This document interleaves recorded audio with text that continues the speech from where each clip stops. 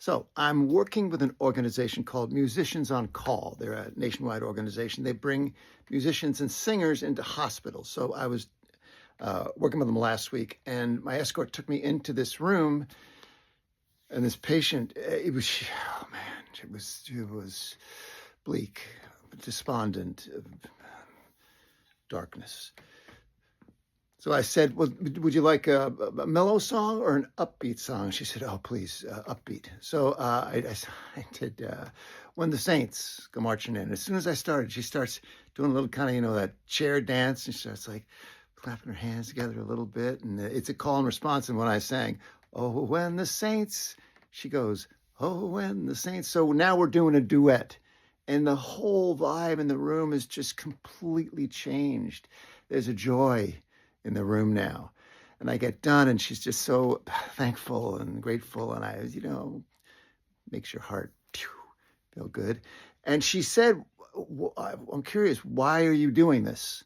I said, oh, my dad, he had Alzheimer's, and he lost his words, and he couldn't speak. And when I go to see him in this home where he was, the only thing he really responded to was when I would start to sing these songs from his childhood. He's from the old country, he's an immigrant, and it's in this very specific dialect in the north of England.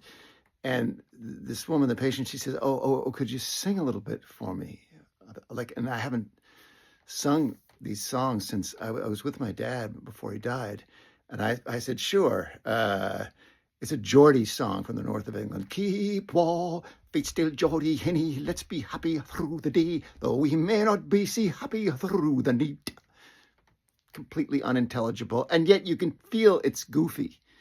And she's laughing, and I kind of laugh. And I was just remembering how my dad, when he would sing, it was just like he had a beautiful tenor and would just fill the whole room, and people would start to gather around. And he knew the words to every song, even though he couldn't speak anymore. It was kind of miraculous. I was telling this woman, and how much pleasure he got from it, and this pleasure would spread through this whole room. That was, man, it was a lot in that room with those people.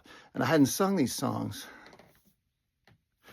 since my dad died. And I mean, just thinking about it now, it brings all these memories back, and I had a melancholy drop for a second, but the woman said, oh, that was so fun. And then she got very serious, and she said, you're doing God's work, Pew. I didn't do that at the time, but that's, if I'd done what was going on in my head, that's what I would have done, because I have a very dubious relationship with God at best. I just feel like there's been so much misery and horror in the world done in the name of God.